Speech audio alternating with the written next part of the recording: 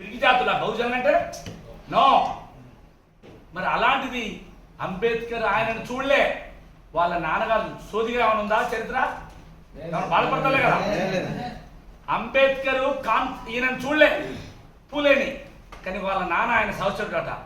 మా లీడర్ పూలే అంటే ఆయనను ఫాలో అయ్యి ఇండియన్ కాన్స్టిట్యున్సీ రాస్తూ నా గురువు బుద్ధుడు, నా గురువు పూలే అని రాసుకున్నాడు ఆయన. తను చూడని వాళ్ళని మనం కళ్ళ ముందున్న ఈ సమాజాన్ని చేసేవాడిని మనం గురువుని లేకపోతున్నాం, గొప్పవాళ్ళని లేకపోతున్నాం. కానీ అంబేద్కర్ ఈ దేశానికి మూల పురుషులు ఎవరంటే బుద్ధుడు అన్నాడు.